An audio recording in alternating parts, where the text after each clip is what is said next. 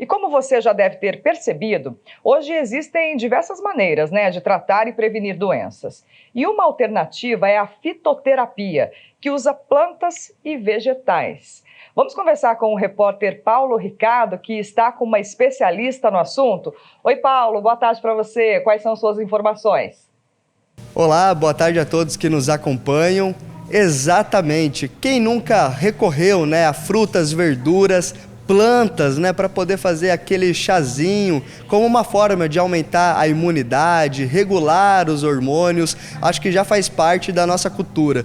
E isso tem um nome que se chama fitoterapia. E quem vai trazer mais informações para a gente sobre o assunto é Ana Arruda. Ela é naturóloga. Ana, então explicar para o pessoal de casa o que é a fitoterapia. Boa tarde. Bom, a fitoterapia ela é um uso sistematizado de plantas, de plantas que sejam estudadas, que sejam seguras, que sejam controladas, com quantidades específicas.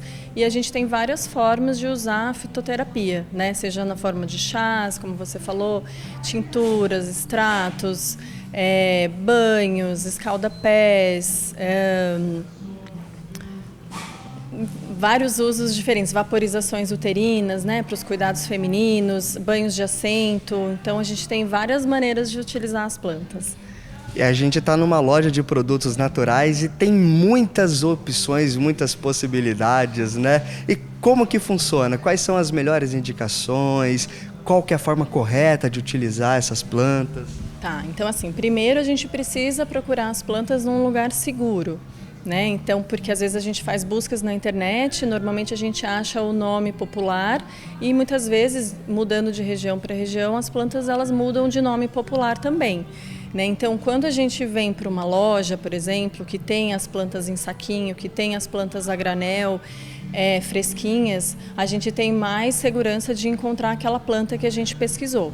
Então, assim, a gente precisa ter um cuidado de não utilizar muitas plantas diferentes, Então a gente escolhe, por exemplo, como você falou no início, essa questão da imunidade, A gente tem várias plantas que são para imunidade, mas a gente não vai fazer uma pesquisa com várias plantas diferentes, vai comprar todas e vai utilizar todas. Normalmente a gente vai utilizar uma, por exemplo, aqui já vou dar o exemplo da equinácea, Que você falou da imunidade.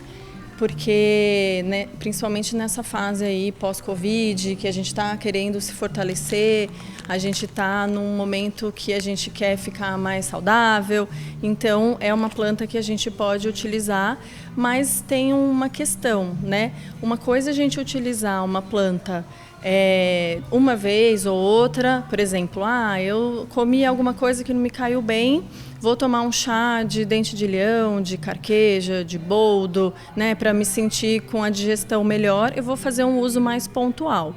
Quando eu falo de fitoterapia para tratamento, aí a gente precisa fazer um uso mais contínuo, que eu gosto que ele seja pelo menos de 1 mês até 3 meses.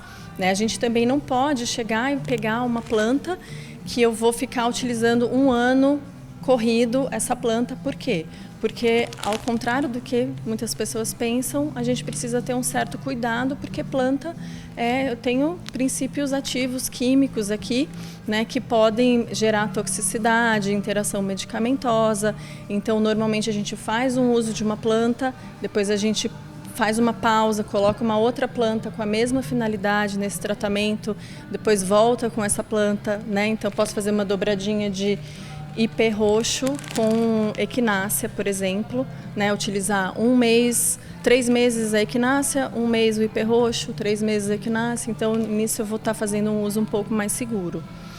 Ana, e justamente, falando sobre essa questão do uso seguro e realmente ser um tratamento, tanto que foi incluído no SUS, como uma alternativa à medicina comum.